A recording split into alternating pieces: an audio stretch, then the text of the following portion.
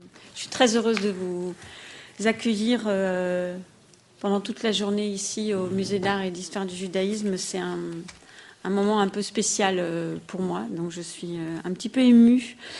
Je vais, avant que Dorothea introduise la journée, vous parler de choses un petit peu concrètes, de modifications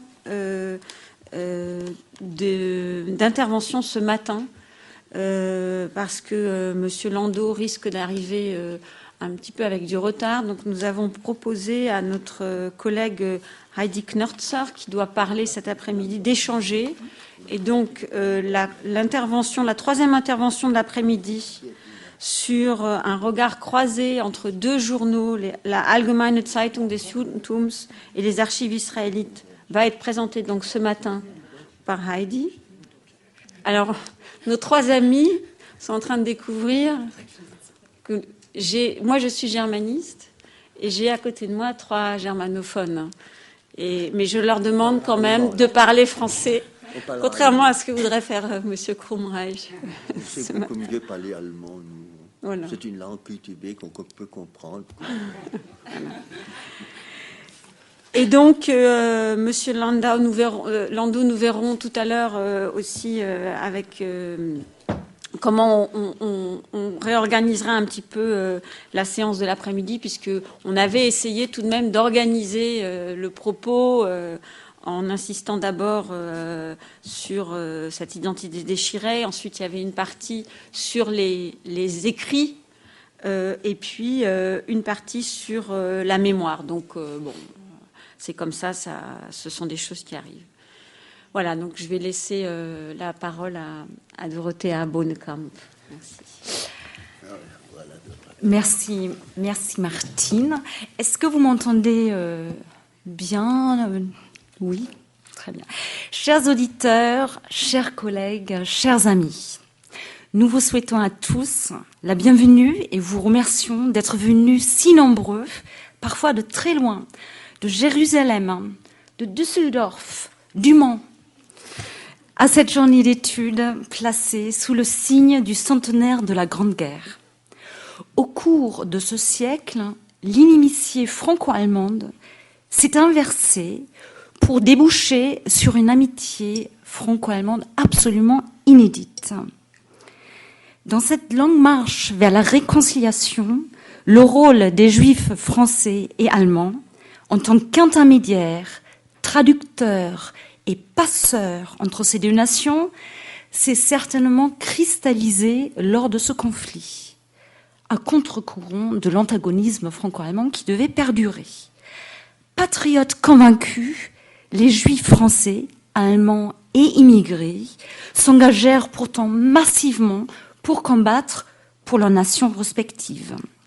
Il n'en demeure pas moins que l'atrocité des combats, l'antisémitisme renaissant, puis la rencontre entre coreligionnaires.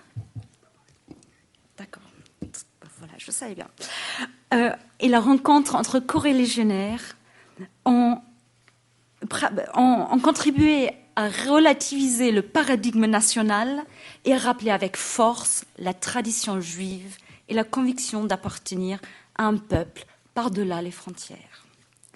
La déclaration programmatique de Guillaume II, prononcée le 4 août 1914 devant le Reichstag, je ne connais plus le parti, je ne connais désormais que des Allemands, sembla dans un premier temps réaliser le rêve d'une union plus profonde entre Juifs et Allemands.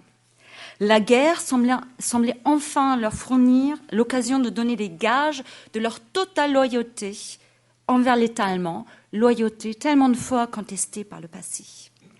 Animés par une profonde foi placée en l'engagement patriotique, les Juifs d'Allemagne espéraient prouver à travers leur mobilisation l'infondé des préjugés à leur égard et la légitimité d'une entière égalité civique que cette déclaration laissait entrevoir. Ainsi furent-ils unanimes à communier dans ce que l'on appela alors l'expérience enivrante de ces journées d'août 1914. La perspective de quitter leur traditionnelle position de paria à l'écart de la société allemande, en marge de la société, les mobilisa massivement sous les drapeaux. Avec la nomination de personnalités juives telles que Walter Rathenau, le banquier Franz Oppenheimer ou encore le physicien Fritz Haber à la tête d'importantes organisations publiques et de soldats juifs à des postes de réserve, la politique du Reich semblait enfin engagée dans un sens plus égalitaire. Même les sionistes allemands, tels que l'écrivain et philosophe Martin Buber et le dirigeant du mouvement sioniste Kurt Blumenfeld, tranchèrent toujours en faveur de l'Allemagne le dilemme de la double loyauté envers devoir civique d'une part et solidarité juive d'autre part. Et nous sommes très heureux aujourd'hui d'accueillir Dominique Bourrel pour qu'il soit parmi nous et pour évoquer un personnage qu'il connaît particulièrement bien, Martin Buber.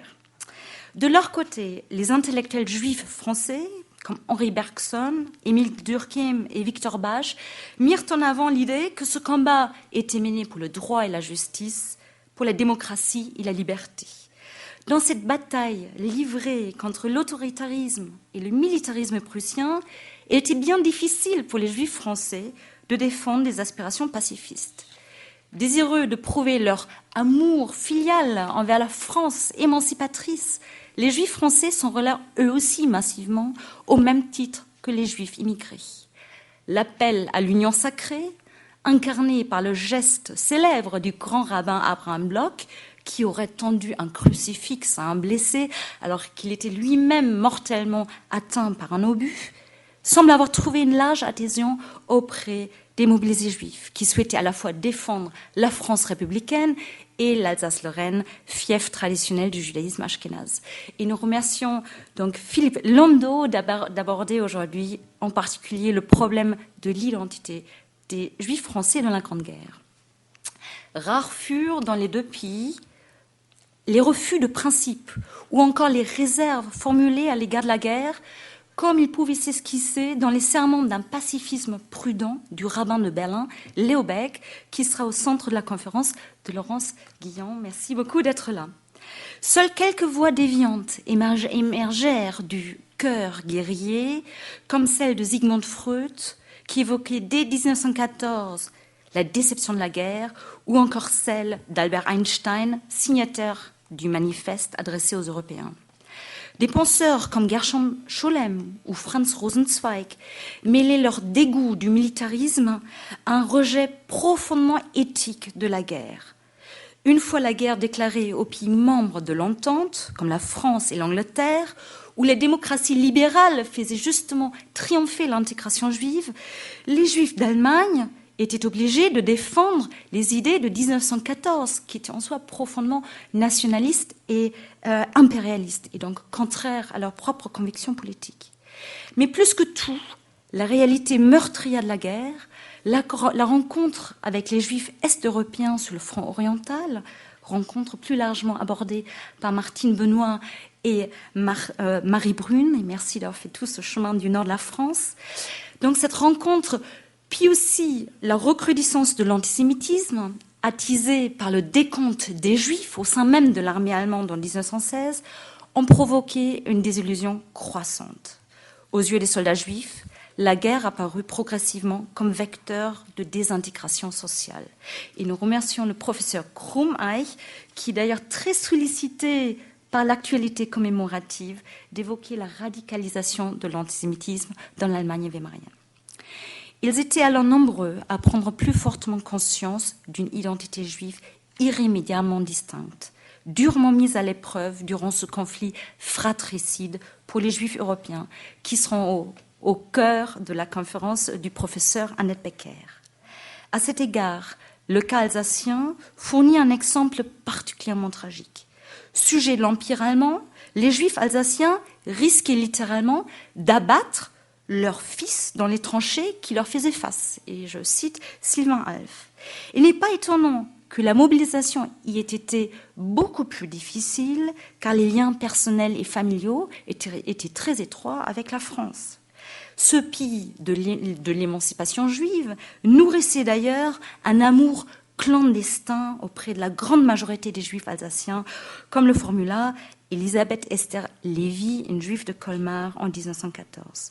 Engagés dans l'armée allemande, de nombreux soldats judéo-alsaciens, maniant parfaitement les deux langues et les deux cultures, continuèrent à renseigner la France et à saper l'effort militaire allemand, et ce au risque d'être condamnés pour haute trahison, comme ce fut le cas de David Bloch, immortalisé par le sculpteur Emmanuel Hanou. Ce mouvement de balancier entre culture et identités différentes signe la dimension foncièrement transnationale du judaïsme en guerre, dimension qui nous sert également de fil conducteur à cette journée. Et nous sommes très heureuses que Heidi Knörzer vienne élargir cette dimension transnationale en remontant jusqu'à la guerre franco-prussienne. C'est bien dans cette perspective que nous avons la joie de laisser la parole aux intervenants, que nous remercions chaleureusement de bien vouloir partager leur grande érudition avec nous l'espace de cette journée. Donc nous allons commencer tout d'abord par une intervention de M. Krumreich, qui est... Krumreich, il n'y a pas de R, excusez-moi. Sans le R. Sans Il n'est pas R. riche du tout. D'accord, pardon. Vous êtes professeur associé à l'Institut du temps présent, vice-président du Centre international de recherche de l'historial de la Grande Guerre de Péronne. Et vous allez donc nous parler, entre autres, de la fameuse Judenzählung. Et moi, je vais vous écouter avec beaucoup d'attention parce que ça fait partie d'une des choses sur lesquelles je travaille. Voilà, je vous laisse la parole, monsieur. Merci beaucoup, merci pour cette gentille invitation de venir parler ici. Je serai assez bref, on m'a demandé de parler 3 heures, oui. et je me tiendrai. Mais en vérité, c'est une demi-heure, non? Si je peux vous prier. D'accord. Donc, je parlerai du comptage des Juifs, des protocoles des sages de Sion et le complot judéo-bolchevique, un nouvel antisémitisme meurtrier à l'issue d'une grande guerre perdue. À vrai dire, on n'a pas suffisamment vu à ce jour, dans l'historiographie, qu'il y a vraiment là un antisémitisme nouveau. Avant la Grande Guerre, la Première Guerre mondiale, il y avait bien sûr des vagues d'antisémitisme en Allemagne, mais l'antisémitisme n'était pas, disons, plus accusé qu'en France et dans d'autres nations. Les Allemands n'avaient pas à apprendre de l'antisémitisme, les Français de l'affaire Dreyfus. Et après la guerre, ça a beaucoup changé. Il y a un radicalisme antisémite qu'on ne trouve plus en France. Et ce doit avoir une connexion directe avec cette Première Guerre mondiale perdue. La recherche à ce niveau-là se fait pourtant assez rare. Et je vais donc essayer de vous dire dans une petite demi-heure ce qu'on peut en savoir de nos jours, et c'est une invitation très sincère de la continuer, cette recherche, d'en savoir plus sur ce développement de l'antisémitisme sous la République de Weimar et face à cette guerre perdue. Il faut dire, dans l'ensemble, que les histoires de la République de Weimar, telles que nous les avons en Allemagne, ne sont jamais écrites par des spécialistes de la Première Guerre mondiale. Très curieusement, les 5 grandes histoires de Weimar, Hagen, Schulze, Möller, Winkler, Mommsen, sont tous écrits par des gens, des historiens, qui viennent depuis le nazisme pour expliquer l'arrivée du nazisme et qui ne prennent pas au sérieux ce que fut la Grande Guerre. Très curieusement, il y a un seul travail sur Weimar vu donc, depuis la Première Guerre mondiale, c'est fait par notre ami Nicolas Beaupré, un Français quand même. Donc, avec des racines allemandes, mais un Français. C'est très curieux, donc il faut vraiment faire évoluer la recherche de la République de Weimar dans Chapoutot. Vient de faire aussi un autre Français, une histoire de Weimar, sous le joug aussi de la Première Guerre mondiale, parce qu'elle est plus importante pour les Français que pour les Allemands. Donc il faut vraiment revoir la recherche historique à ce niveau-là pour comprendre la genèse de cet antisémitisme qui a tant sévi. Ça commence par une directive du ministre de la guerre prussien, Wild von Hohenborn, le 11 octobre 1916. Elle stipulait, et je cite Wild von Hohenborn, « Le ministre de la guerre reçoit continuellement des plaintes provenant de la population sur le fait qu'un nombre démesurément grand de membres de la communauté religieuse israélite, dit-il, a été dispensé du service aux armées ou s'embusque sous de multiples prétextes. Selon ces informations, un grand nombre de Juifs servant aux armées semblent avoir réussi à être employés loin du front, à l'étape ou en Allemagne, dans des services de tout ordre. » Ça, c'est le décret d'octobre. Cette instruction ministérielle invitait les responsables des différents échelons de l'armée à remplir un formulaire joint et à le renvoyer dans les 2 mois, l'accompagnant d'une motivation subtile que je cite. « Nous faisons cela, ce comptage, pour accéder à un travail de vérification de ces plaintes et pour pouvoir éventuellement nous y opposer. » Donc le ministre dit qu'il fait ça par précaution et pas par mauvaise foi. Et je le crois même, que ça n'a pas été fait par mauvaise foi, c'est que je ferai voir tout à l'heure. Or, comme les organismes qui distribuaient la nourriture du secteur agraire et autres réunissaient un certain nombre de juifs experts en la matière, le peuple on retint de plus en plus qu'ils étaient dominés par les Juifs. Les choses allaient mal, il fallait un responsable, et il y a cette recrudescence de l'antisémitisme ancien qui se produit dès 1915, quand il y a le premier signe de la fin, janvier 15, quand il y a distribution accélérée, accentuée et très mal organisée. Tout de suite, des bas-fonds du peuple, voyons le juif, tout de suite. C'est le grand malheur de nos sociétés européennes de nous réfugier toujours dans cela, quand quelque chose va mal. La directive d'octobre, dès mars 1916, des partis antisémites s'en plaignaient auprès du gouvernement sous forme de libelles, prenant pour cible avant tout les énormes profits de guerre dont ils accusaient les Juifs. La directive d'octobre 16, elle, bien que non publiée, fut parfaitement connue car largement diffusée par les antisémites sur le front et dans l'administration militaire de l'Allemagne. Un nombre d'officiers supérieurs et au front et dans l'administration militaire, semblent avoir tiré des conséquences toutes personnelles de la directive du 11 octobre.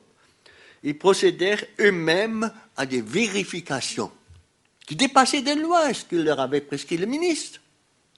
Ainsi, le chef de l'inspection de la 4e armée ordonna le 30 octobre que tous les soldats juifs se trouvant sous ses ordres se rendissent à Gand. Chef-lieu de l'inspection peut être examiné quant à leur aptitude au service du front. Donc il avait très mal compris cette directive du ministre et il a mis de son antisémitisme tout personnel.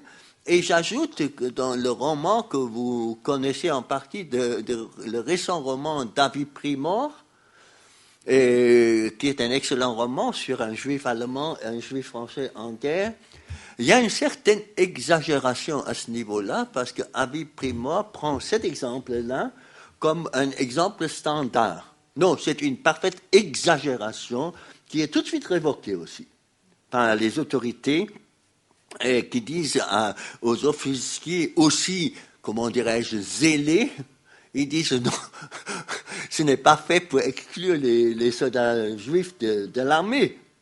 Et il y a plein de lettres de soldats juifs qui font voir cette énormité, cette impression de cet ordre-là que ça a exercé sur eux. Ils avaient tellement été contents d'être intégrés dans l'union sacrée de Burgfrieden allemand de 1914, qui se dirigeait pour les socialistes, pour les juifs, pour les catholiques, qui tous étaient embrassés par l'empereur maintenant. Et c'était là la vieille exclusion à nouveau qui s'annonçait. Donc la frustration est énorme. J'ai dans mon fond personnel la lettre d'un simple soldat, Simon Kaufmann, marchand de cheveux à Mönchengladbach, en Rhénanie, qui sert depuis août 14 dans la 6e compagnie du régiment d'infanterie 53, et écrit « Dans la mesure où nos succès se font plus rares, les vagues de la marée antisémite semblent monter. » Et là, il note dans son carnet, le 11 octobre 16, « On perd tout courage, quand est-ce que la paix va venir ? Je me demande encore et encore pourquoi je lutte et souffre ici, puisque l'antisémitisme ne tarit pas, mais va recrudescent, se manifestant par des mesures les plus injustes et cruelles. » On peut trouver facilement des centaines de lettres de soldats juifs à ce moment-là qui disent toute la frustration vécue de cette saloperie d'ordre général. Alors, il n'était pas de mauvaise foi de ce ministre, mais simplement mal instruit.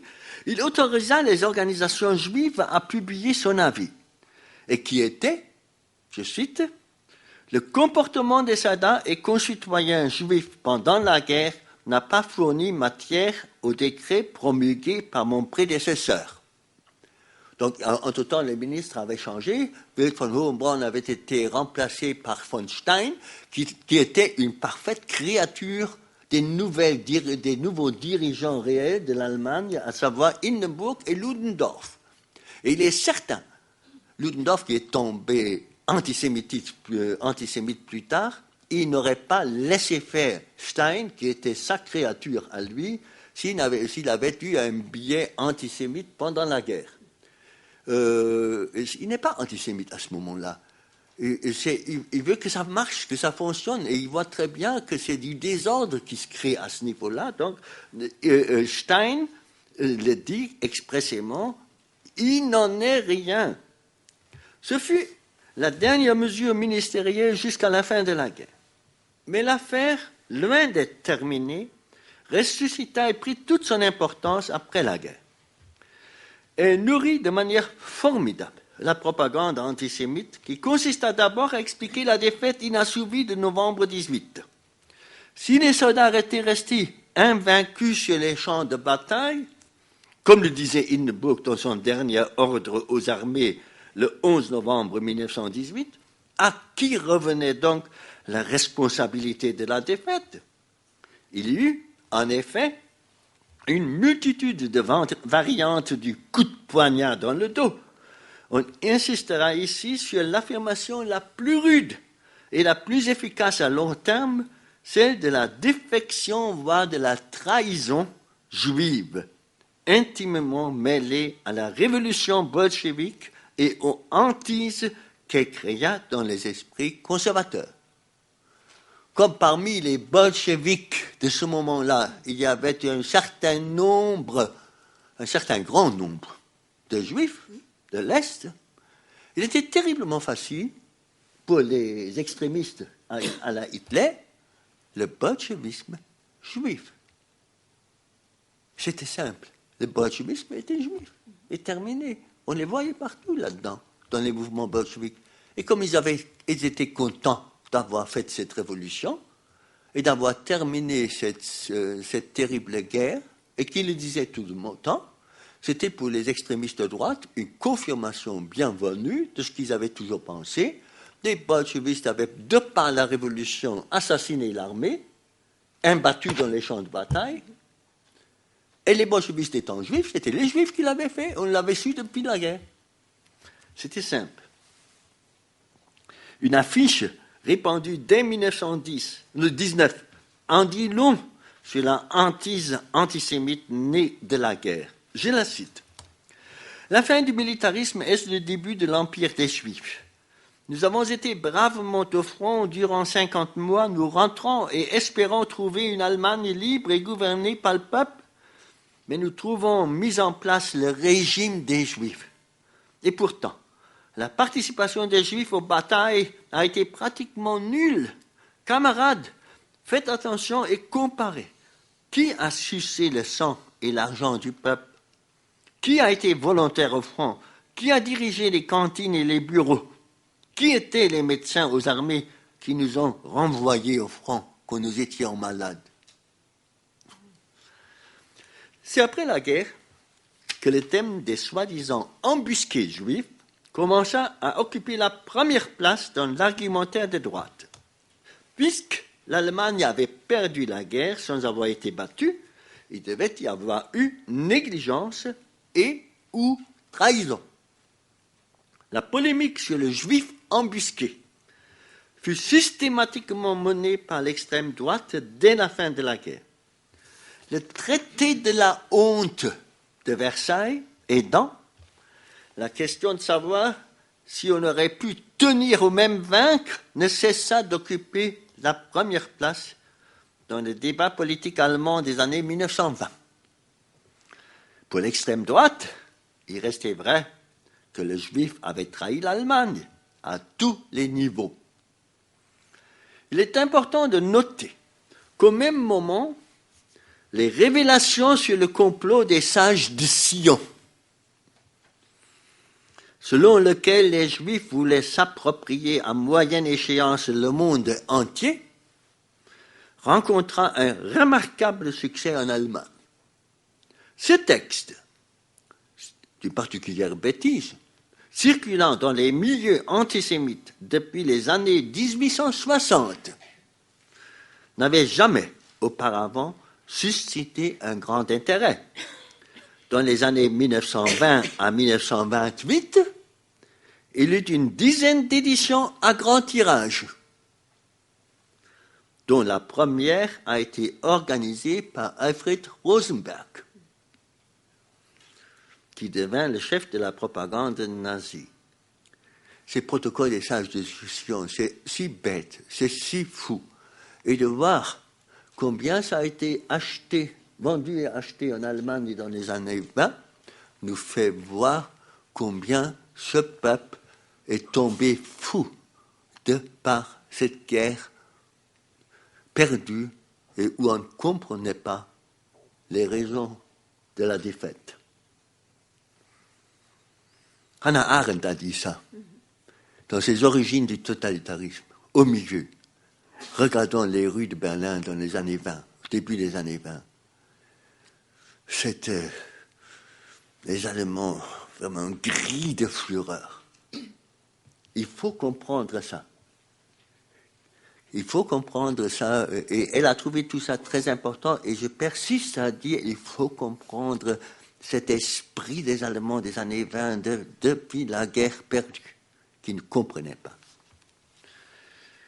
Les éditions de ce libelle furent lancées aussi en différentes langues par Henry Ford, de constructeur d'automobiles américains, antisémite convaincu et qui aida beaucoup à faire publier les protocoles par les organisations de droite en Allemagne aussi. Et les assassins de Walter Rathenau ont confirmé dans leur procès qu'ils y avaient été amenés par la lecture des protocoles des sages de Sion. Rathenau n'avait-il pas dit et écrit que le monde de l'économie de guerre était dirigé par une famille de 300 personnes? Il avait en effet dit ça, Rathenau. Le monde de l'économie mondiale, c'est 300 grands riches. Pour ceux polarisés sur les Juifs, bien sûr, il le dit lui-même, les sages de Sion. Les nazis ont dès l'origine puisé dans le thème porteur de la responsabilité juive de la défaite. Le Völkische Beobachter le dit le 8 avril 1920 dans un de ses premiers numéros de cet hebdomadaire du parti nazi créé en août 1919, et je cite Tant que nous n'avons pas fait expier la mort des centaines de milliers de braves, tant que nous trouvons dans notre pays ceux qui ont été les initiateurs de la guerre, la plus vile de toutes les guerres passées, de ceux pour qui la guerre était qu'une bonne affaire, nous ne nous lasserons pas. Et nous jurons la revanche, encore la revanche et toujours la revanche.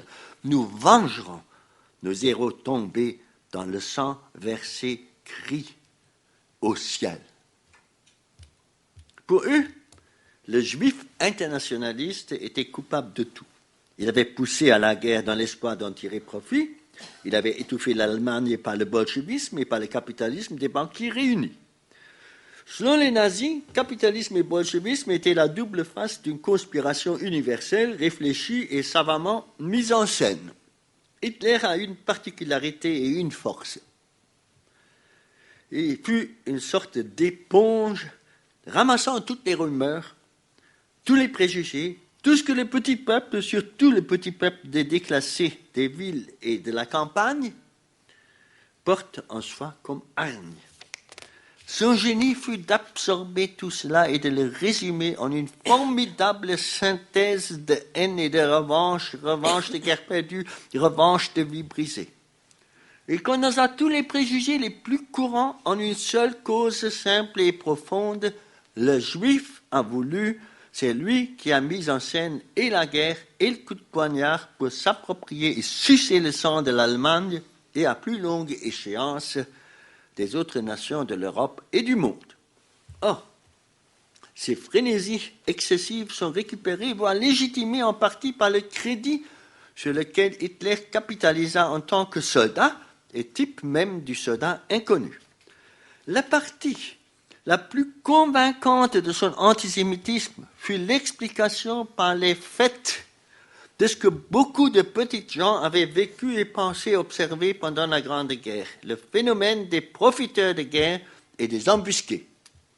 Hitler a su expliquer d'une façon qui semblait cohérente tout un faisceau de problèmes économiques et sociaux d'une guerre industrialisée. Il a résumé dans Mein Kampf, édité en 1924, et je vous donne une citation que vous connaissez peut-être tous. L'esprit général dans le bataillon était misérable. Être embusqué était considéré comme sagesse supérieure. Les bureaux étaient gérés par les juifs. Chaque secrétaire était un juif et chaque juif un secrétaire. Je m'étonnais de cette énorme présence des lutteurs pour le peuple élu et ne pus que comparer cette présence avec leur absence marquée du front. Puis Hitler décrit d'autres agissements des Juifs pendant la guerre, auxquels il impute le manque de vivres pour le peuple, les mouvements de grève, et enfin la révolution de novembre 18, pour conclure, et je cite encore, est née de ces jours la haine contre ces faiseurs de la révolution qui ont fait perdre la victoire certaine à l'Allemagne.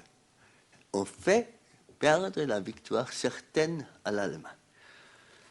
Guillaume II avait tendu la main aux Juifs pour l'unité nationale. Il n'a pas voulu croire qu'avec ces scélérats, il n'y a pas d'entente. Pendant même qu'il serrait la main du Kaiser, l'autre main cherchait le poignard. Avec les Juifs, il n'y a pas de compromis, ou toi ou moi. Et moi, je décidai de me vouer à la politique. J'ai encore 2 minutes ? 2 ? Même plus, non, vous avez encore un quart d'heure. Un quart d'heure, j'ai ? Oui, oui. Là, je peux amplifier d'une remarque sur un thème qu'on n'a pas beaucoup traité aussi. C'est le comportement des nazis face aux anciens combattants juifs. C'est tout à fait important. Il y a un travail récent, tout récent, d'un de mes derniers thésards, Niels Löffelbein, sur le national-socialisme et les anciens combattants. Et on y trouve dans ce livre qui a paru l'année dernière un chapitre remarquable aussi sur ce qui est arrivé aux anciens combattants juifs. Parce que Hitler était chancelant au départ. En 1933, après la prise du pouvoir, et donc le boycott des Juifs, c'était tout de suite le boycott des Juifs et je vous donne une scène emblématique qui est aussi répertoriée dans le nouveau catalogue des Juifs, le catalogue du musée de Munich, chez les Juifs pendant la Grande Guerre. Un formidable catalogue d'expositions à Munich. Et où cet épisode que je vais vous raconter est bien expliqué et documenté.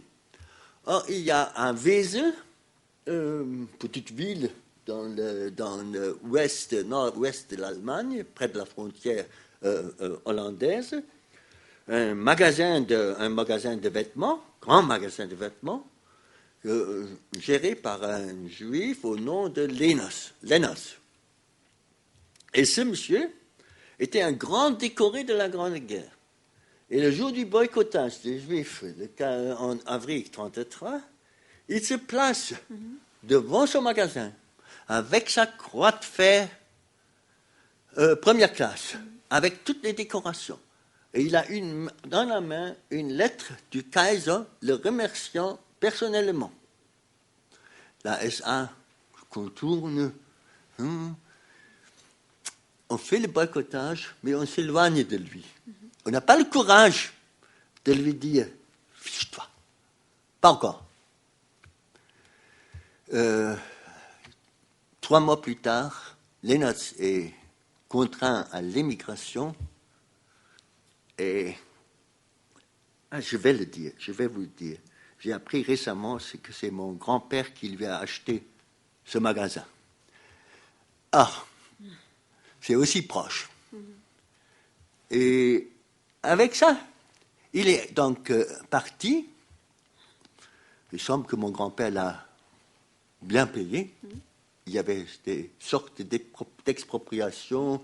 Il était au 3e niveau seulement. Avec ça, Hitler n'a pas touché aux anciens combattants blessés et décorés juifs. Encore en 1935, ils ont pu recevoir leur diète, leur rente. Ils n'y touchaient pas. C'était après la nuit des cristaux, en 1938. De cristal. Nuit de cristal. De cristal. Cristal, vous dites? Oui, nuit de cristal. Cristal. Excusez-moi.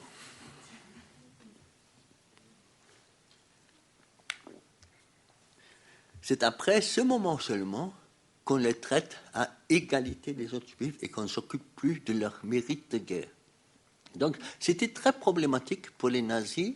Et comme ils étaient conformistes et opportunistes à beaucoup de niveaux, ils ne voulaient pas soulever ce problème-là. Que fait-on des anciens combattants juifs avant 1938? Et puis, ils se sont exécutés et envoyés dans les camps, tout comme les autres. L'essentiel dans cette sordide histoire, c'est que l'expérience de la Grande Guerre et surtout de la défaite non comprise ni acceptée a fourni un énorme corpus d'arguments aux extrémistes nazis et autres. Là sonnait la conviction que les Juifs avaient fait perdre la guerre à l'Allemagne et l'immense haine qui en découla. La revanche sur la défaite totale de 1918 fut alors une revanche totale sur les Juifs.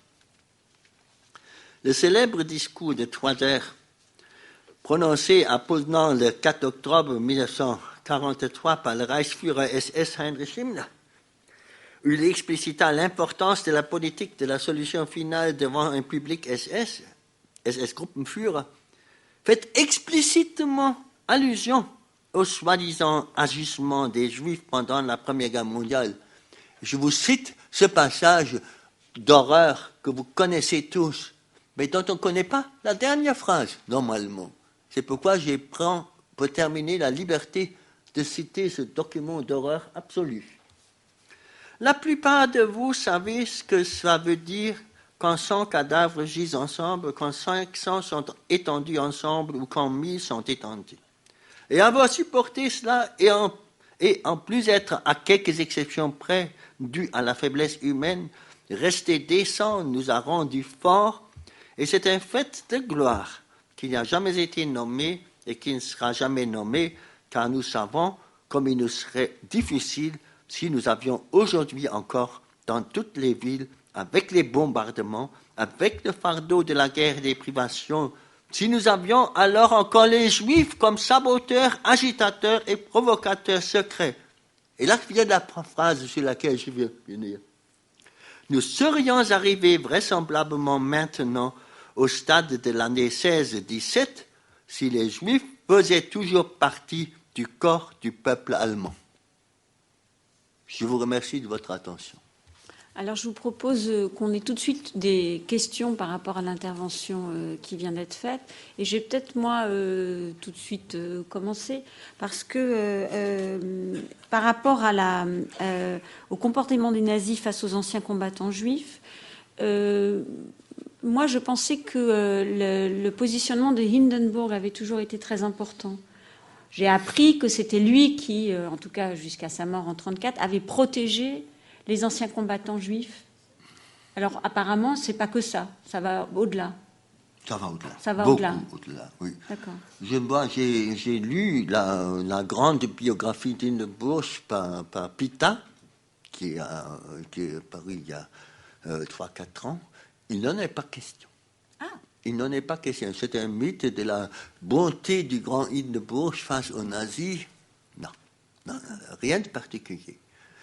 Ludendorff, à ce moment-là, est tombé fou, complètement, et un antisémite, anticatholique, anti-tout, que personne ne prend plus au sérieux, mais je ne vois pas d'une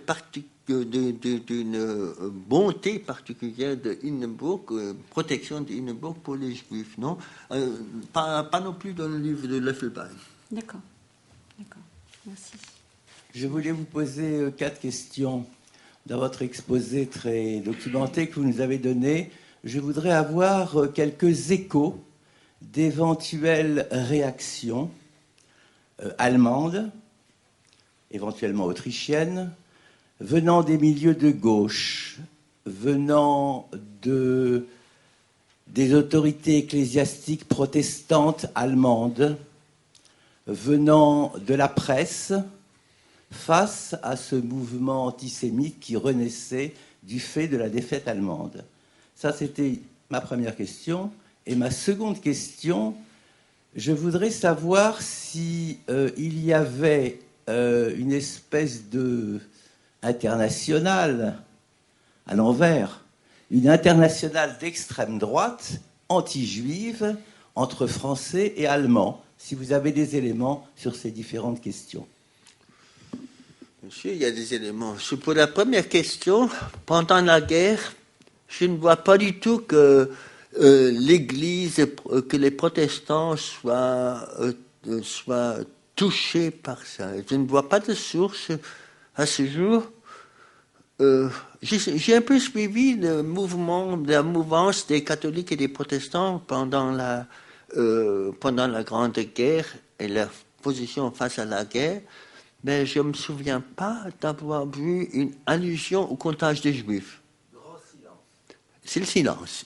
Oui. C'est pas la protestation non plus. Oui. Ah non, on est loin de protester.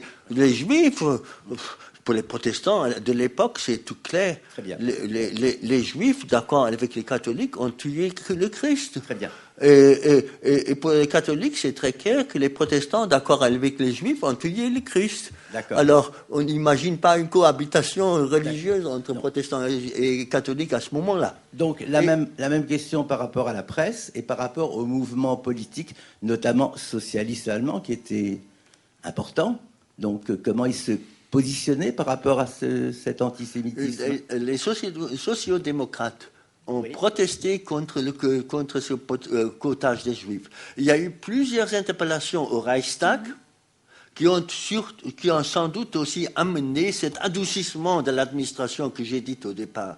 Et quand le successeur de Wilhelm von Hohenborn a dit « il n'en est rien, calmez-vous tous hein ». Mais donc, il y a eu des protestations.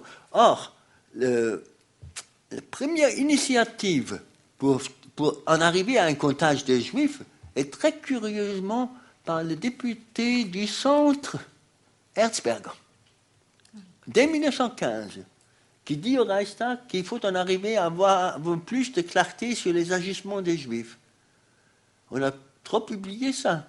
Il y avait un antisémitisme catholique foncier à ce moment-là. Et Erzberger, vous savez, s'en sort après. La presse allemande a réagi là-dessus. Non, c'est pas un grand thème, non. Vous voyez, c'est un peu dans le secret. Ce n'est pas publié. Il y a des rumeurs, à l'armée surtout. Et la censure veille.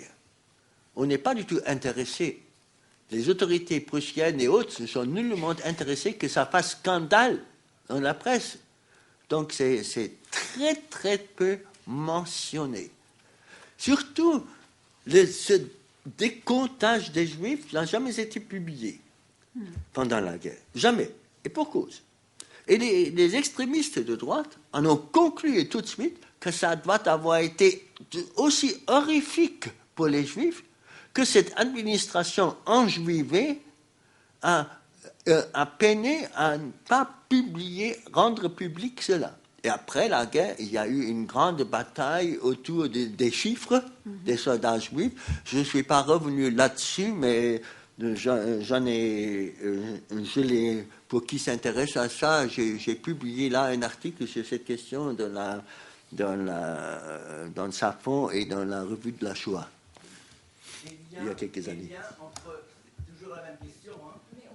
Oui, mais simplement, non, ça faisait partie des questions annoncées, donc si je pouvais avoir la réponse.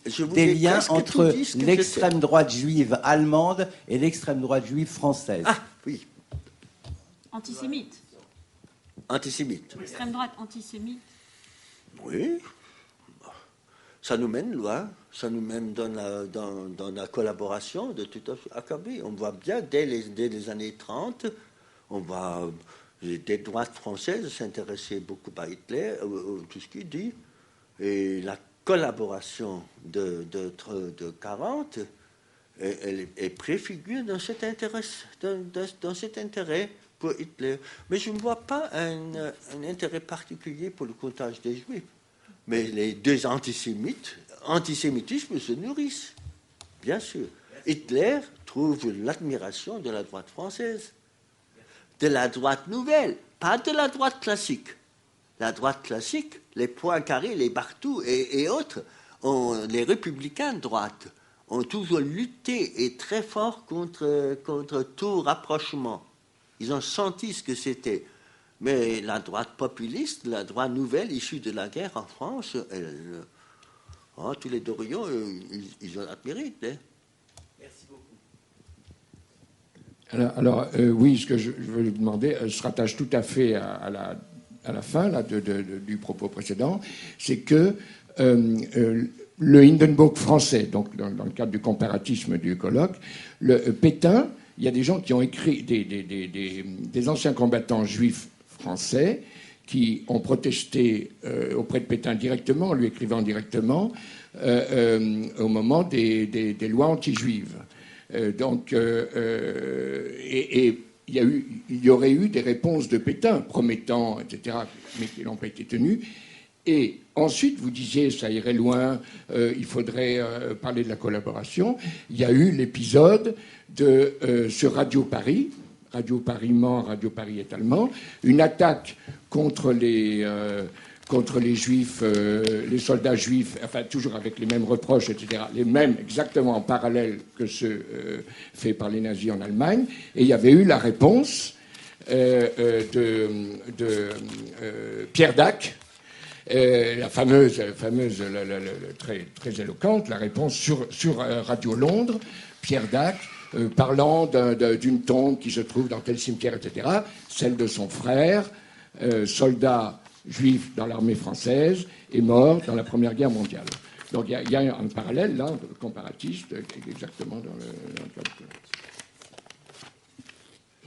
Oui, je voulais vous interroger sur le rôle des organisations juives.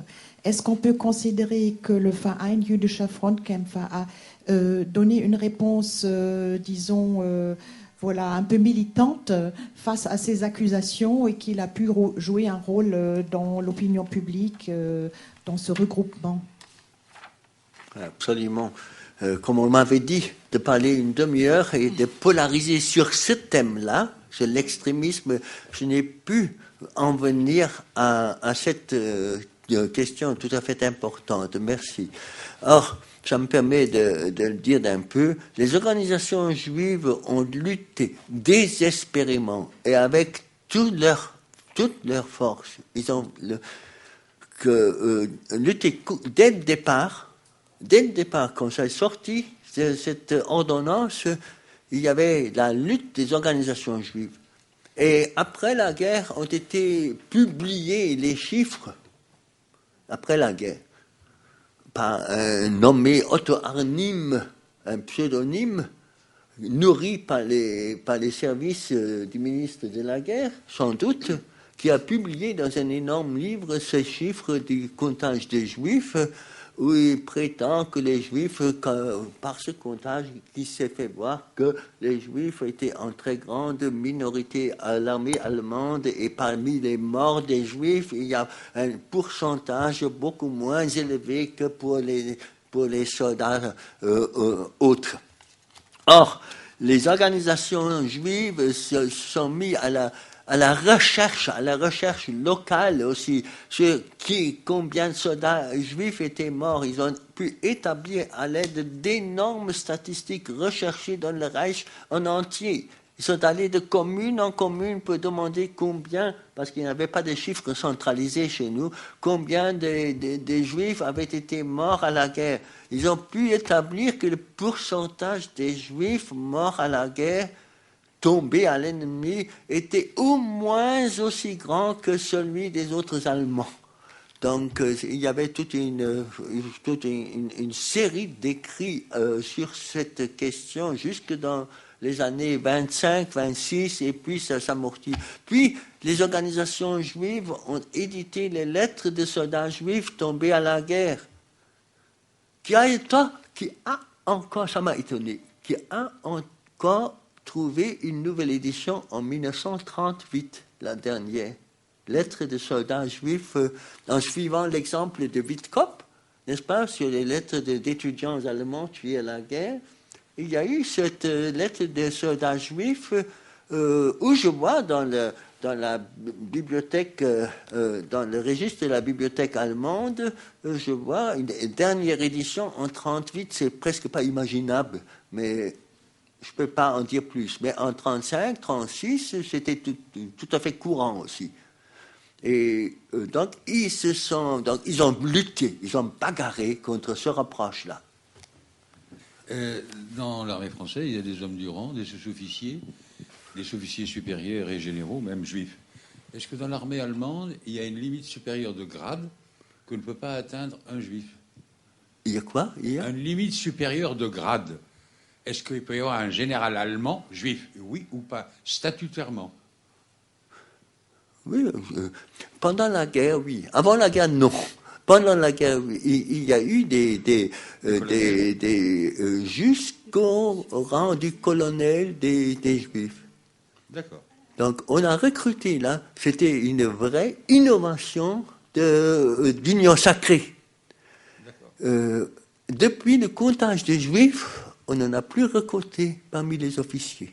D'autre part, est-ce qu'à l'Académie militaire allemande, l'équivalent de Saint-Cyr, avant la guerre, un juif pouvait intégrer l'Académie militaire? En Bavière, pas en Prusse.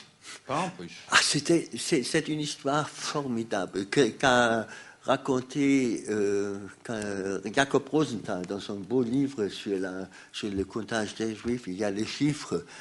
Or, par la loi, par la Constitution et par la volonté du Kaiser, les Juifs auraient dû être intégrés dans les rangs aussi, dans les rangs des officiers. Le Einjährige Freiwillige, le volontariat d'1 an à la française, a été passé par beaucoup de jeunes Juifs, mais qui se sont vus arrêter la carrière après. Parce que les officiers supérieurs n'ont pas admis. malgré l'avis personnel du Kaiser. Le Kaiser, qui était quand même chef de ces services-là, il a insisté à plusieurs reprises de renouveler ça et de faire admettre les Juifs. Et les officiers ont dit au Kaiser, non, ils ne sont pas assez aptes, ils sont trop petits, trop chétifs, trop juifs. Ça, c'est une vraie révolte en sourdine dont on n'a pas suffisamment parlé, contre les autorités. D'autre part, dans la Société d'histoire des Juifs de Tunisie, je ne sais pas si vous êtes au courant, mais pendant la guerre, à Tunis, et après la guerre, il y a eu des manifestations de Français antisémites qui protestaient comme sur le nombre de planqués juifs qu'il y avait à Tunis et qui n'ont pas été mobilisés ou qui étaient, comme vous avez dit, non pas au front, mais dans les postes beaucoup moins exposés. Il y a eu des gros problèmes et la communauté juive organisée a été trouver le résident général de France en disant qu'est-ce que c'est que ces histoires-là? Il faut savoir que ces manifestations et quelques petits pogroms dans le quartier juif, la police française à Tunis a un peu fermé les yeux, un peu comme, toute proportion gardée, dans le programme de Constantine en 1934. Pendant la guerre elle-même, il y a des grosses accusations contre les Juifs, sauf que la différence, c'est que le comptage n'est pas officiel. Le comptage vient d'organisations ou d'individus qui essayent d'enfoncer le coin. Et pendant la guerre elle-même, il y a des associations juives qui comptent de façon positive. Et un de ceux qui compte est le père de Marc Bloch, par exemple, hein, qui s'occupe de cela et qui, d'ailleurs, entraîne la famille Bloch dans un activisme juif qu'en général, on lui dénie à tort. Ça, il y a Durkheim est au centre de tout ça, bon, c'est relativement bien connu, mais ça reprend en France, ça reprend après la guerre. Et il y a toute une série de listings qui sont faits pour montrer qu'il y a bien autant de juifs morts que de non-juifs morts. Et on se bat, non pas sur les vivants, mais on se bat sur les morts. Et ça reprend, alors, de nouveau, de façon très importante, au moment de la nuit de cristal, en fait, en Allemagne. On a la même chose qui revient avec les ligues antisémites en France.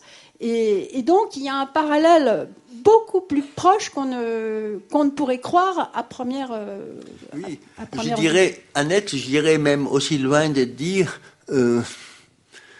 que le comptage des Juifs en France en 1940, sans y avoir été invité par les Allemands, n'est-ce pas? La liste, c'est ce grand comptage des Juifs, cette vraie saloperie de Pétain et de son administration. Il n'a pas fallu que les Allemands les invitent ou les forcent de le faire. C'est un peu ça. D'un comptage à l'autre, n'est-ce pas? D'un comptage à l'autre. On n'est pas dans des comparaisons. Hein, on est dans des temps. D'abord, merci infiniment pour tout cet exposé qui est riche et fondamental et qui me fait parfaitement comprendre pourquoi Lessing, en 1929, publie à Berlin sur la haine juive de soi, mais qui n'a malheureusement jamais été traduit à ma connaissance en langue anglaise, ni a été traduit en français 60 ans après. Donc c'est un grand mystère, ça à expliquer. C'est le self-H, c'est ça. Alors donc moi j'ai deux questions qui me paraissent très fondamentales. Je voudrais d'abord un petit commentaire, c'est que en France, même après l'affaire Dreyfus, les Juifs n'ont pas accès à des grades très supérieurs. Aucun Juif n'a le droit d'être amiral, aucun Juif ne participe à la stratégie de la guerre de 14-18. Et pour répondre au monsieur très rapidement, en une phrase, il y a eu je défie quiconque d'apporter la preuve d'une protestation d'un parti politique français en 40 face aux lois raciales anti-juifs du maréchal Pétain, y compris de la gauche française. Bon, mes deux questions fondamentales, c'est la première, c'est que le Talmud interdit à des juifs de tuer d'autres juifs. Est-ce qu'il y a eu des protestations ou une réaction au niveau du consistoire allemand, enfin, ou des autorités religieuses allemandes? Est-ce qu'il y a eu des réactions au niveau des autorités religieuses allemandes à ce moment-là, en 14-18, de dire vous allez tuer des juifs de France et d'Algérie sur le front? Et ça va être contradictoire sur le plan religieux. Et deuxièmement, l'autre question, c'est comment vous réagissez à l'assassinat immédiat de Karl Borchners et Rosa Luxemburg? Vous parlez trop vite pour un pauvre Allemand qui... alors vous voulez que je parle plus lentement? J'ai pas du tout compris la première question, excusez-moi. La première question, y a-t-il eu, je vais aller doucement, excusez-moi, je pensais que vous compreniez plus rapidement le français, y a-t-il eu des protestations des autorités religieuses allemandes, notamment à Berlin, face au fait que des juifs allemands aillent sur le front tuer à la guerre des juifs français ou d'Algérie qui étaient en face? Et ça, c'est la première question. La deuxième question, c'est que dites-vous, vous, de l'assassinat immédiat de Karl Borchners et de Rosa Luxemburg, c'est-à-dire ces juifs de la gauche allemande, immédiatement après la guerre? Je ne passe pas de l'assassinat de Rathenau. Hein. Pour la première question, je n'ai pas de réponse. Ah bah très bien. Excusez-moi, j'ai aucune idée même. Et pour la seconde question, Rosa Luxemburg et Karl Liebknecht, Rosa était juive, Karl non. Ça indifférait complètement, ça les indifférait complètement, ces gens de droite. Ils avaient fait la révolution. Et ils en étaient contents et fiers. Ils avaient amené la fin de guerre. Et ils s'en vantaient tous les jours. Et ça, c'était la preuve du coup de poignard dans le dos. Et les plus responsables, c'était ces deux communistes. Juifs et non-juifs, dans ce cas-là, c'est parfaitement indifférent. C'était les faiseurs de la paix, de la honte, qu'on a abattus. Simple. Bon, on va oui. Il n'y a dans cet assassinat, il n'y a pas de particularité anti-juive. Voilà. Non, c'était juste les faiseurs de la révolution. Ces officiers qui les ont tués n'étaient pas des nazis. Oui. Ça, c'était pour eux, c'était le communisme, le bolchevisme qui était à la racine du mal. Monsieur Landau est arrivé, j'espère que... Donc on vous remercie. Nous allons donc vous écouter. Vous êtes directeur du consistoire de Paris, membre associé du laboratoire d'études sur le monothéisme au CNRS. J'ai dit une bêtise? Pardon? Est-ce que j'ai dit une bêtise? Non, je n'ai pas entendu. Ah, pardon. Donc je vous présentais comme directeur du consistoire de Paris. Non? Des archives. D'accord. Je vais vous laisser vous présenter vous-même, ce sera peut-être plus simple. Vous êtes dans un laboratoire, le laboratoire d'études sur les monothéismes au CNRS, et vous allez donc intervenir sur les Français, israélites ou juifs, pendant la guerre. Voilà. Oui, en effet, là j'ai eu le temps, arrivant de Cologne, donc d'entendre quand même quelques mots. Et en effet, la question que l'on pouvait se poser, c'était... les Juifs de France, mais on pourrait aussi l'appliquer aux Juifs d'Allemagne, agissent-ils en tant que Français ou Allemands israélites, ou au contraire en tant que Juifs? Alors, pour les 12 millions de Juifs en Europe, la Première Guerre mondiale qui surgit, comme vous le savez, en 1914, peut-elle être interprétée comme étant un conflit fratricide? C'est ici le problème qui pourrait se poser. La lutte féroce entre les États leur fait-elle comprendre qu'ils doivent désormais taire tout sentiment ethno-confessionnel ou alors toute forme de solidarité communautaire?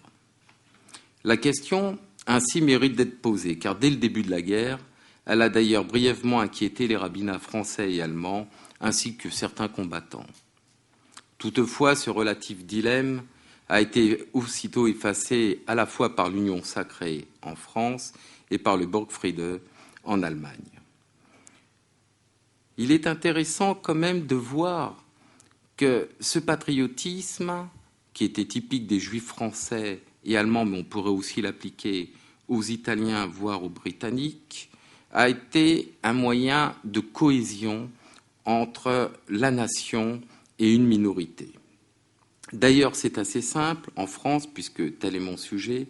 Si les Juifs français, ou plutôt les Israélites, sont patriotes, ils estiment appartenir, comme le définit lui-même le rabbin Maurice Libert, à une minorité fermée par la communauté d'origine et de sang, mais ils sont néanmoins des Français définitifs. D'ailleurs, le poète André Spire écrira un peu plus tard que ce sont des Français qui ne peuvent plus être autre chose que des Français. De tels jugements, naturellement, pourraient être appliqués de l'autre côté de la Moselle. Au cours de la Belle Époque, d'ailleurs, et là je pense qu'il y aura un exposé là-dessus, les Israélites français sont déjà méfiants à l'égard de leurs coreligionnaires allemands. Beaucoup de familles, comme vous le savez, ont été divisées par la perte de l'Alsace et de la Moselle, et certaines ressentent encore la défaite et l'humiliation, comme l'affirme d'ailleurs Robert Debré, dont le père était originaire de Westhofen.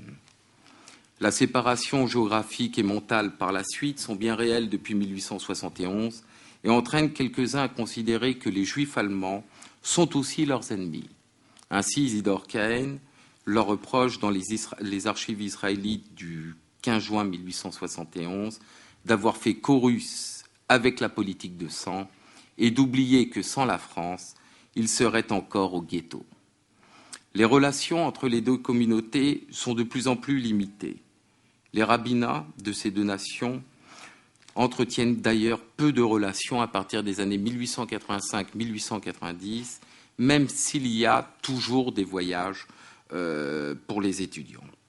Le consistoire central, d'ailleurs, préfère se rapprocher des institutions anglaises et italiennes et rompt petit à petit avec l'influence du modèle judéo-allemand qui avait été le sien depuis près de 2 siècles. Il en est de même d'ailleurs pour l'Alliance israélite universelle, qui s'oppose à la fois à la politique sioniste et éducative menée dans l'Empire ottoman par le Hesseverein der Deutschen Juden. Le 2 août 1914, la communauté juive de France, qui est hétérogène dans ses pratiques religieuses et en même temps dans son degré d'assimilation ou d'intégration, compte environ 170 000 individus, dont 65 000 en Algérie et 25 000 étrangers environ. L'Empire allemand, quant à lui, est alors le pays qui compte le plus de juifs en Europe occidentale, environ 550 000, parmi lesquels 60 à 70 000 immigrés. À peine l'ordre de la mobilisation est-il effectif que le Verband der Deutschen Juden les invite à remplir au mieux leurs obligations militaires et patriotiques. Que chaque juif, est-il écrit, que chaque juif allemand soit prêt au sacrifice et à verser le meilleur de son sang, comme il le ferait pour lui-même. Républicaine et sans doute aussi hésitante pour définir un particularisme au sein de la cité, les institutions israélites, quant à elles, ne font pas d'appel.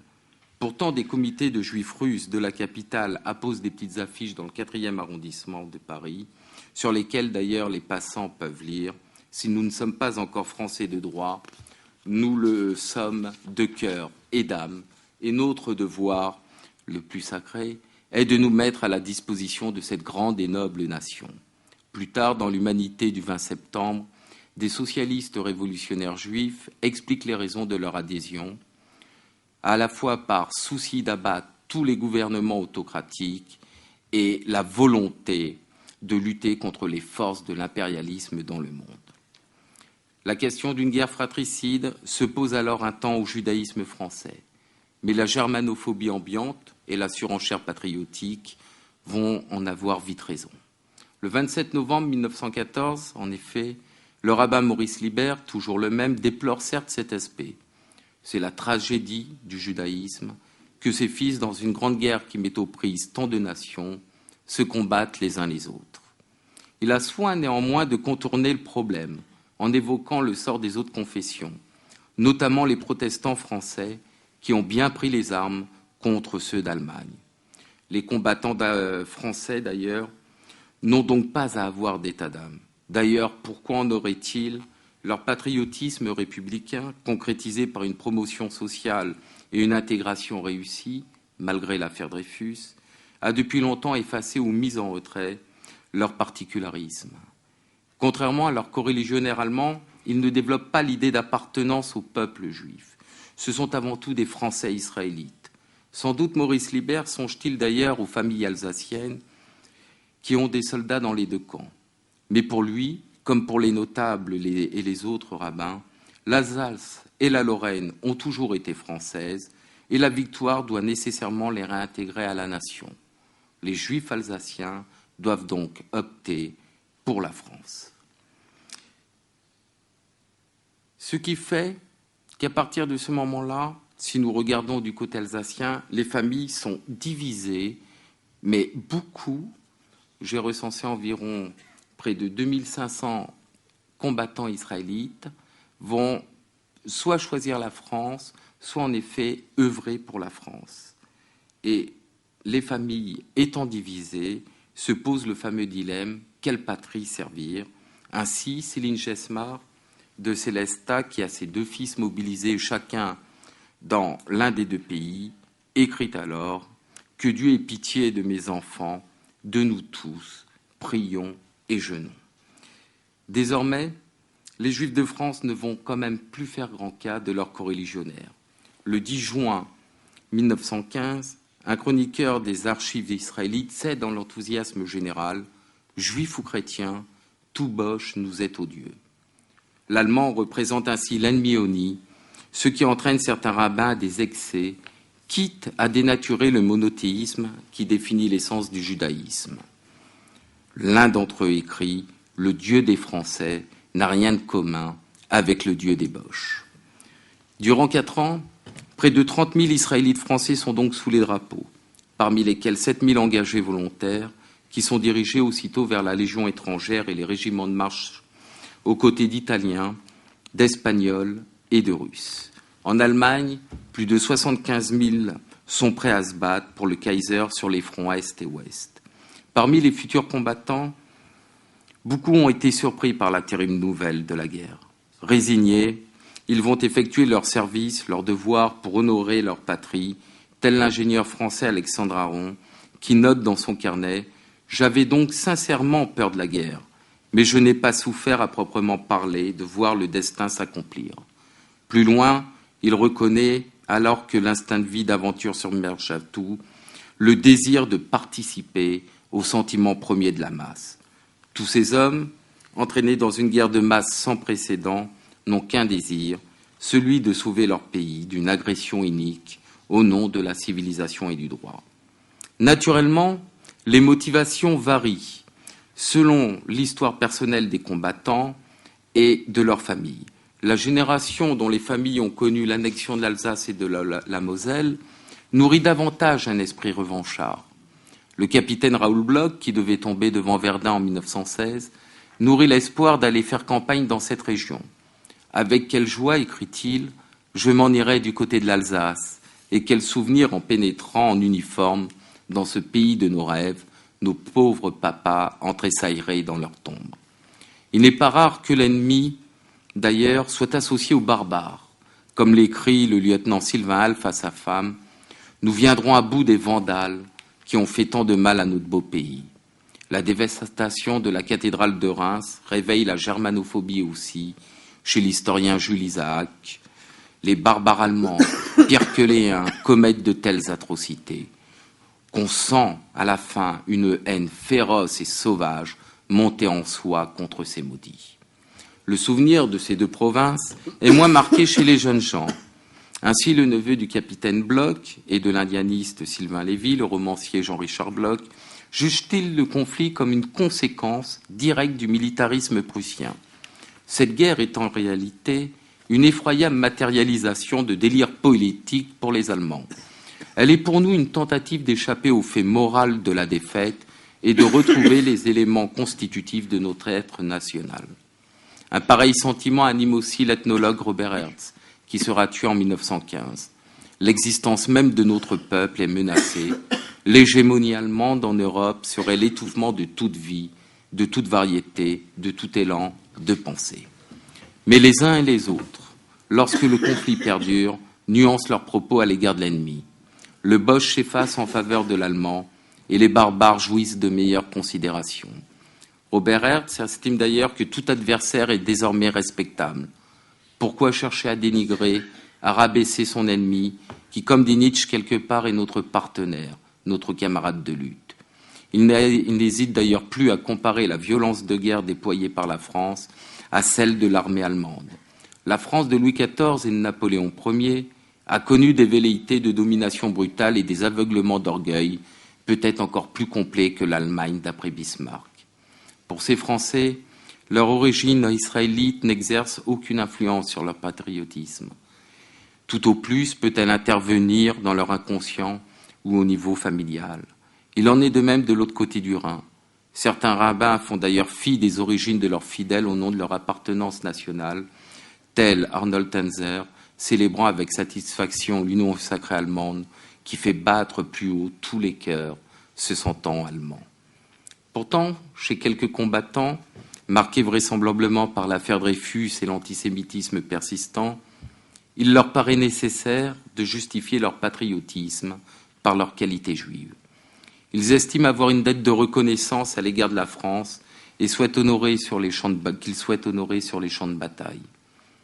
Quoique français depuis plusieurs générations, ils culpabilisent à l'idée de n'être pas véritablement considérés comme tels. Âgé de 19 ans, afin d'être versé dans un régiment d'infanterie, Henri Lange dévoile ses motivations. « Je fais partie d'une famille israélite naturalisée française, il y a un siècle à peine. Mes aïeux, en acceptant l'hospitalité de la France, ont contracté une dette sévère. J'ai donc un double devoir à accomplir, celui de Français d'abord, celui de nouveau Français ensuite. » Il conclut d'ailleurs « Je veux que personne ne puisse me contester le titre de Français, de vrai et bon Français. » Cette fameuse dette, ils sont plusieurs à l'évoquer dans plusieurs lettres. Robert Hertz, par exemple, veut donner à son fils de bonnes et vraies lettres de grande naturalisation. Quant à Pierre Hirsch, influencé vraisemblablement par la pensée de Charles Maurras, il s'interroge. Pour faire une patrie, 1000 ans au moins sont nécessaires. Suis-je français, moi le juif qui ne le suis que depuis 150 ans, et qui, chaque fois que la France m'a demandé mon sang, le lui ai donné. Chez les juifs d'Algérie et les immigrés, cette reconnaissance aussi à la France est encore plus nette. Français depuis le décret Crémieux de 1870, les Israélites de la colonie sont soucieux de prouver leur adhésion patriotique. Incorporés souvent dans le régiment de Zouaves, beaucoup voient en la guerre le moyen suprême de s'agréger au pays émancipateur. Le rabbin Zerbib, par exemple, motive son fils fraîchement mobilisé. « Si tu es un bon soldat, tu seras digne de porter le nom de Français. » Tandis que le sergent Henri Amar, blessé mortellement lui aussi devant Verdun, confie à l'un de ses hommes « Je meurs content, puisque c'est pour notre patrie, la France. » Parmi les volontaires, nombreux sont ceux à s'être engagés, comme l'écrirait le poète et romancier Blaise Cendrars, par amour de la France, plus que par haine pour l'Allemagne. La patrie des droits de l'homme, en effet, et de Victor Hugo, interpelle ces étrangers qui, dans bien des cas, avaient fui les pogroms et refusé d'être incorporés dans l'armée du Tsar. Du fond d'une tranchée de la Meuse, le sioniste Amédée Rothstein tire fierté de son titre et de donner son dévouement à la France des marques d'intérêt à la religion israélite. Tandis que le légionnaire Léon Litvak, juste avant de livrer bataille près de Berthonval le 9 mai 1915, il envoie une dernière lettre à ses amis qui exprime les raisons de son engagement. Pour lui, il est certain que les Juifs savent mourir pour une patrie qui ne fait pas de différence entre ses fils. Au regard de ces témoignages, il semble donc que le sacrifice soit consenti. En est-il exactement ainsi ? Entraînés dans l'infernale tourmente de la violence, leur patriotisme est-il réellement sans faille ? Alors qu'ils s'illustrent sur tous les champs de bataille, leurs déclarations de foi patriotique sont d'autant plus nobles qu'elles sont l'expression d'hommes confrontés à la terrible réalité de la mort et de la souffrance. Le jeune caporal Marcel Lévy, pourtant enthousiaste en août 1914, déchante l'année suivante, mais tient à prouver son loyalisme et au rabbin et à ses parents. Voici ce qu'il écrit néanmoins. « Je me demande comment nous ne sommes pas devenus fous. Nous sommes des loques humaines, et c'est avec un grand plaisir que je quitterai ces lieux. » Il devait tomber en 1917. De son côté, s'adressant à son frère l'aviateur, Pierre Bloch s'interroge sur l'issue du conflit. On verra ensemble les grandes choses qui sortiront de cet œuf monstrueux. Si leur patriotisme ne faiblit pas malgré les souffrances et les deuils endurés, les désillusions sont néanmoins présentes pour beaucoup. Plusieurs fois cité et blessé, Jean-Richard Bloch écrit au pacifiste Romain Rolland « J'avais 30 ans quand la guerre a commencé. Je marche aujourd'hui sur 34. Toute la force de l'âge mûr, tout l'élan de la jeunesse, l'acquis de tant d'années d'apprentissage qui se dissipe en fumée, en bruit, pour aboutir, peut-être, à une flaque de sang au détour d'un boyau. » La guerre est-elle alors porteuse d'espoir pour les Israélites en cas de victoire de l'un des deux protagonistes? Émile Cohen, le rédacteur en chef des archives israélites, n'en doute pas le 27 août 1914. L'émancipation des Juifs, qui ont commencé en 1789, sera un fait accompli à la fin de la guerre actuelle, tandis que l'aumônier allemand Émile Lévy estime Israël dans sa petitesse et le peuple d'éternité comme l'Allemagne dans sa grandeur et sa force. Notre patrie est physiquement et spirituellement trop saine pour qu'elle s'écroule. D'emblée, rabbins et intellectuels des deux nations se mobilisent aussi pour la cause sacrée, mais vont l'interpréter de façon différente. Le souffle émancipateur de la Révolution anime souvent les discours des Israélites français. La guerre est forcément juste, car elle est faite au nom de la civilisation et de la liberté. La République poursuit l'œuvre de 1789, à la fois pour son bien et celui de l'humanité, comme le souligne le grand rabbin de Paris, Jacques-Henri Dreyfus, en 1915. Depuis plus d'un siècle, la noble France s'est donné la glorieuse mission de protéger les opprimés, de briser le joug de toutes les tyrannies. Ou alors même le philosophe Henri Bergson, qui croit déceler l'enthousiasme des armées révolutionnaires de l'an 2, puisque selon lui, la France s'est rejointe elle-même, avec ce peuple, avec ses soldats. Nous sommes dans le réel, nous sommes aussi dans l'idéal. Dans leur esprit, le régime républicain est le seul modèle politique qui est capable d'apporter la démocratie aux nations. Aussi, l'idéal républicain se conjugue-t-il avec le rôle émancipateur de la France. Pour Joseph Reynac, l'équilibre de l'Europe ne pourrait pas se faire sans Strasbourg française. Avec la victoire, il serait alors possible d'édifier une Europe libre. Leur pays représente donc le droit et la paix face à une nation qui entretient un militarisme violent. Rabbins, notables et intellectuels expriment sans cesse des sentiments germanophobes qui correspondent d'ailleurs à la mentalité de l'époque. S'il s'agit bien sûr de conditionner l'arrière, il leur est néanmoins nécessaire de justifier l'attitude de la France. Pour le grand rabbin de Marseille, Lionel Mess, la République mène une guerre juste, car elle oppose justement sa force morale à la force brutale. Le philosophe Henri Bert, comme d'ailleurs Joseph Reynac, en appelle à vaincre l'erreur, puisque depuis Clausewitz, l'idée de l'offensive violente n'a cessé de se préciser, de dominer la préparation des hostilités contre la France. Rares sont ceux qui trouvent des circonstances atténuantes au Reich. Victor Bach et Lucien Lévy-Bruhl sont plus circonspects. Ils reconnaissent que la France a éduqué plusieurs générations dans l'esprit de revanche. Ce qui le préoccupe est surtout l'alliance franco-russe qu'ils jugent monstrueuse et immorale, même s'il est nécessaire, précise-t-il, de lutter contre les puissances centrales. La question de la Russie pogromiste, aux côtés de la terre des droits de l'homme, ne semble guère perturber les rabbins et les intellectuels, néanmoins, qui sont soucieux d'affirmer un soutien sans faille à la République.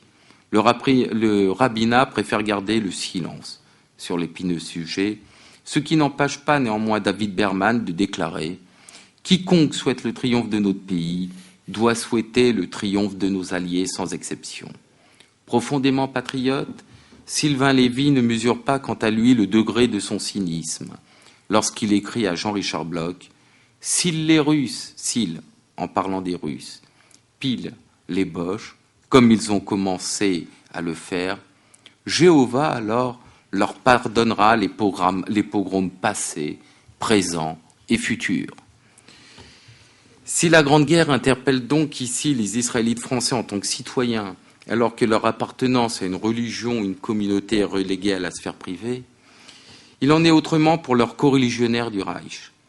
Dans bien des cas, les Juifs allemands tentent de concilier les notions de Deutschtum et de Judentum au sein d'une nation où la question des races est fondamentale. Il semble ainsi qu'ils désirent se fondre dans le grand élan patriotique en tant que communauté distincte, alors que les Juifs de France réagissent plutôt de façon individuelle. Le philosophe Hermann Cohen tente de synthétiser cette volonté. En tant que Juifs allemands, nous avons conscience d'appartenir à une force culturelle nodale qui est appelée à unir les peuples dans la perspective d'une humanité messianique. En tant qu'Allemands, nous voulons être Juifs et en tant que Juifs, Allemands. Dès lors, dans le contexte de cette union sacrée, ils espèrent bien exploiter les ressources matérielles et intellectuelles du judaïsme, afin de les mettre au service de la mère patrie, comme le souhaite le combattant Ludwig Hollander. Alors que les Israélites français sont convaincus que la guerre va parachever leur émancipation, les Juifs allemands espèrent que l'issue heureuse du conflit réalisera la symbiose entre les peuples allemands et juifs. Les déclarations de Hermann Cohen sur leur accomplissement dans la vérité culturelle du peuple allemand sont partagées par de nombreux rabbins et intellectuels. Pour Léo Beck, la patrie nous envoie enfin des rayons lumineux. On ne peut avoir la victoire que si nous sommes forts à l'intérieur de nous-mêmes. Patriotes, d'ailleurs, autant que leurs coreligionnaires français, ils puisent leur force dans leur capacité d'un empire capable de devenir le modèle de la civilisation grâce à ses puissances culturelles et économiques. Pour certains, l'élection d'Israël, conjuguée à la mission émancipatrice de l'Allemagne, doit conduire à la victoire. Porteurs de valeurs éthiques, les deux peuples pourraient alors se confondre en un seul et guider les autres nations dans la paix. La guerre aurait ainsi une valeur quasi messianique. Pareil sentiment, toutefois, existe chez les Israélites français. Onel Mess établit un parallèle entre la révélation divine sur le mont Sinaï et la déclaration des droits de l'homme. Israélites et Français, songeons à l'âme juive et songeons à l'âme française. Toutes deux, pour l'exécution des gestes de Dieu, ne connaissent ni l'intérêt ni l'égoïsme. Et la révolution, qui s'est opérée sur les cimes du Sinaï, a eu pour corollaire la grande révolution française. Israélites et Français, la vigne que nous gardons est celle de l'humanité. La violence de guerre anime donc les deux communautés. Néanmoins, le judaïsme français a conscience qu'il présente de nettes faiblesses, à cause à la fois de son manque d'intérêt pour le sionisme et le sort des populations russes opprimées. L'affaire Dreyfus, apparue d'ailleurs sous la Troisième République, pèse encore sur l'image de la France. Les Juifs allemands ne se privent pas pour le lui rappeler et insister sur ses insuffisances, alors que la République prétend apporter la libération aux minorités. De plus, les organisations sionistes allemandes et les Juifs des pays neutres estiment que la France républicaine ne fait pas grand cas de la question palestinienne. Sa politique internationale se limiterait alors à la sauvegarde de son empire colonial. Pire, selon le neurologue Léopold Levenfeld, cette nation est trop centrée sur elle-même, ce qui l'empêche d'avoir une envergure diplomatique et de devenir un modèle pour les autres pays. Pour lui, les Français d'ailleurs souffrent d'un dérèglement psychique qui trouve ses origines dans la Révolution de 1789 et la défaite de 1870. En plus, les Français seraient mythomanes, mégalomanes, et leur niveau mental aurait dégénéré et finalement abouti à l'affaire Dreyfus. On flairait partout des espions allemands en France, chargés de renseigner sur les préparatifs que faisait la nation en vue de sa guerre de revanche. Mais l'état pathologique dans lequel était plongé l'esprit de la nation française se manifesta de façon la plus claire dans ce que l'on a appelé l'affaire Dreyfus, qui, de 1894 à 1899, attira sur elle l'attention et, on peut le dire, l'indignation de tout le monde civilisé hors de France. Les Français israélites, bien évidemment, ne peuvent pas supporter pareil affront. En 1915, le sociologue Émile Durkheim rétorque aussitôt à cette brochure, avec l'Allemagne au-dessus de tout.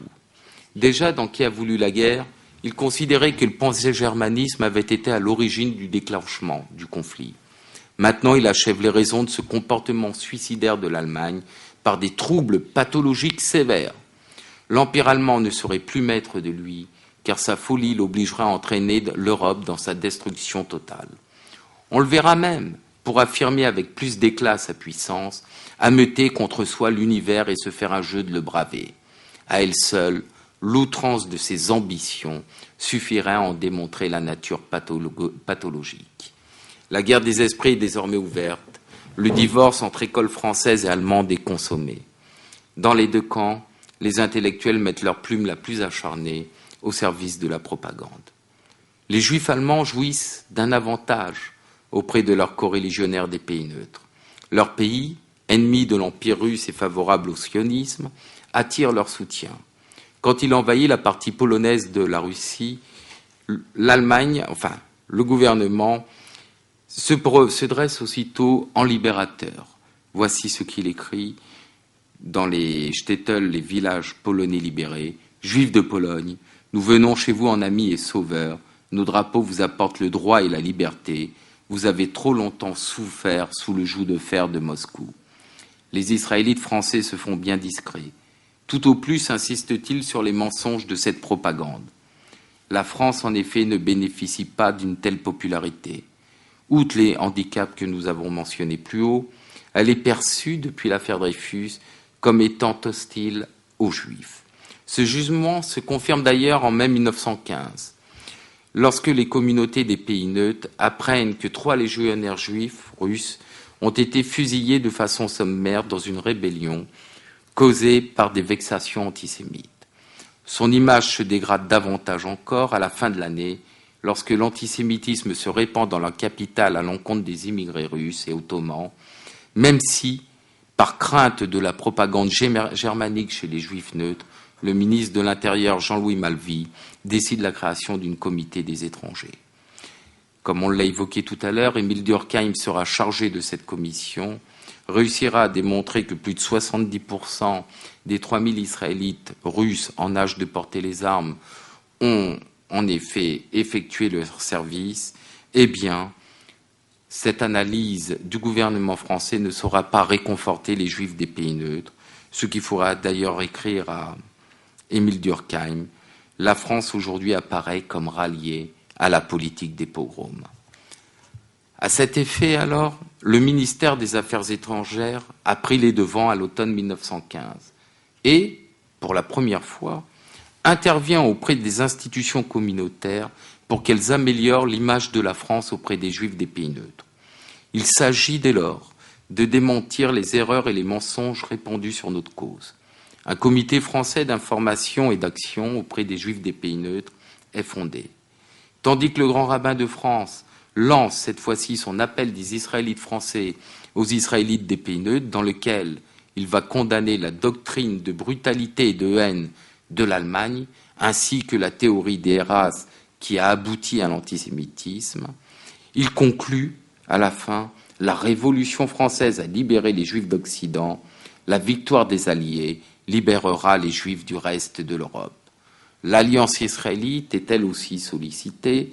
Jacques Bigard, son secrétaire, va d'ailleurs rédiger 2 brochures destinées aux Juifs de Roumanie et de Suisse. Tous deux, naturellement, évitent de mentionner l'affaire Dreyfus et la fameuse affaire de mai 1915 dans la Légion étrangère. Il s'agit en effet d'éviter de mentionner toute forme d'antisémitisme en France, alors qu'il sévit désormais aussi en Algérie, comme on l'a vu tout à l'heure, mais aussi en Tunisie. Car la pression populaire a tendance à considérer les Juifs restés sur place comme des embusqués ou des profiteurs de guerre. Néanmoins, la propagande officielle de la communauté en faveur du gouvernement français ne change pas la donne. Et il faudra attendre, à partir de ce moment-là, l'année 1916, pour que l'Alliance israélite, avec le concours du Consistoire central et du ministère des Affaires étrangères, envoie 2 représentants auprès des communautés juives des États-Unis pour essayer de transformer un peu les mentalités. C'est ainsi que Victor Schluch, qui est sioniste, et Victor Bach, le fondateur des droits de l'homme et qui fut Dreyfusard, interviennent aux États-Unis auprès de diverses institutions pour essayer d'influencer l'opinion juive américaine. Ils reviennent aussi sans avoir réussi à convaincre leurs homologues. Pour Victor Bach, il est déçu. Il précise d'ailleurs « Les fils ou frères de pogromés se sont montrés insensibles à mes discours. » Il constate alors amèrement que la propagande pure et simple est désormais inefficace. Malgré son engagement officiel auprès des instances gouvernementales, le judaïsme français est discrédité donc, et n'arrive pas à faire fléchir le soutien dont jouit l'Allemagne auprès des Juifs des pays neutres. Toutefois, si l'union sacrée est mise à mal, le Burgfriede ne résiste pas, lui non plus, au comptage des Juifs au sein de l'armée à partir de l'été 1916. Là, tout à l'heure, vous avez eu un exposé là-dessus, ce qui fait je passe, mais ce comptage est cruellement ressenti par les combattants. Dans son journal, par exemple, Julius Marx note « Je voudrais être ici sur le front qu'un soldat allemand, mais on a fait tout pour que je comprenne que ce n'est pas le cas. » Tandis que Ludwig Haas, le lieutenant et député du Parti progressiste, voici ce qu'il écrit « Nous sommes marqués, devenus soldats de seconde zone. » Cette terrible nouvelle pour les Juifs allemands réjouit néanmoins les Juifs français, ou plutôt les Français israélites. À leurs yeux, il ne fait pas de doute que l'antisémitisme a toujours été d'origine allemande et qu'il appartient à la culture de ce peuple détesté. La presse israélite, d'ailleurs, s'empresse de dénoncer ce comptage et n'éprouve aucune compassion pour eux. Si pour les archives israélites, cette distinction antisémite entre combattants s'inscrit dans les profondeurs de l'âme teutonne, selon la Renaissance juive de décembre 1915, les Juifs n'ont décidément rien à attendre de l'Allemagne. On distribue des croix de guerre aux braves et sûrement des croix de bois aux morts, tandis que les anti-juifs demandent la religion de tous les employés dans le Kriegsministerium. Le gouvernement en fait sans cesse la cour aux Juifs des pays neutres et opprime ceux qui sont juifs. Ce recensement, bien évidemment, a été une grave erreur politique et diplomatique, car il a freiné finalement l'engouement patriotique des Juifs allemands et semé le doute chez les Juifs des pays neutres, notamment américains, qui sont obligés de réviser leur soutien au Reich. Avec l'entrée en guerre des États-Unis d'avril 1917, puis les révolutions russes, les Français israélites retrouvent leur ardeur. La révolution bourgeoise de mars est saluée avec force par la presse, car elle s'inscrit dans la tradition de 1789, en mettant la citadelle la plus puissante de l'absolutisme, en faisant vaciller, la citadelle la plus puissante de l'absolutisme. Pour le judaïsme français, c'est donc un soulagement. Réjouissons-nous-en donc comme Français, c'est-à-dire comme républicains et comme alliés, réjouissons-nous aussi comme Juifs. Mais le ton faiblit après le traité de Brest-Litovsk. La prise du pouvoir par les bolcheviks et le début de la guerre civile fait déchanter les Juifs français, les Français israélites bien conformistes. La Russie a beau changer de régime et passer de tsarisme noir au bolchevisme écarlate, Israël sera toujours le bouc émissaire des péchés du monde. Les États-Unis, alors, représentent dès lors la seule puissance capable de renverser le germanisme. Leur participation au conflit est traduite comme étant la dernière phase susceptible d'apporter la libération à tous les peuples. Le président Wilson symbolise le Moïse des temps modernes qui guide l'humanité à faire une merveilleuse et définitive sortie d'Égypte. Du côté allemand, les déclarations patriotiques se font plus rares. Après le fameux comptage, le pessimisme gagne les combattants qui s'efforcent cependant de ne jamais démériter de leur pays.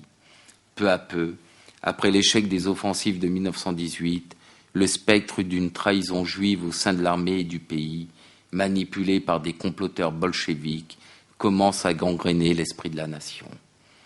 11 novembre 1918, comme leurs concitoyens, les Français israélites célèbrent avec force l'armistice et leur retour à la paix. Pour eux, il s'agit d'une double victoire, à la fois celle de la République et celle du judaïsme français. Le sacrifice des 4900 Israélites pour la patrie n'a pas été vain. Dans la synagogue de Metz, en présence du général Pétain, le grand rabbin Nathan Netter rend hommage à l'union sacrée, à la fraternité des tranchées, à la mémoire des combattants, en émettant le vœu que les Israélites et leurs compatriotes restent toujours unis dans l'amour de la religion. Tandis que pour Jacques-Henri Dreyfus, le grand rabbin de Paris, l'émancipation des Juifs est maintenant pleinement réalisée. Français nous sommes, Français nous resterons, nous, nos enfants, nos petits-enfants, nos arrière-petits-enfants, avec toute la suite de nos générations, à jamais. Les mois suivants, après avoir regretté l'aspect fratricide de la guerre, au nom des Israélites d'Alsace et de Lorraine, qui était un but des principes de la Grande Révolution, Georges Schmoll revendique lui aussi l'appartenance de ses coreligionnaires à la France républicaine. Les Juifs de souche allemande sont alors évincés des institutions alsaciennes et moselanes.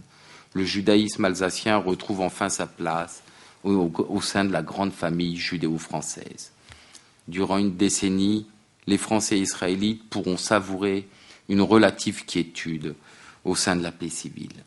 Quant aux Juifs allemands et leurs 12 000 disparus, ils connaissent une double défaite. D'abord celle de l'Empire, en tant que citoyens et patriotes, puis celle du judaïsme.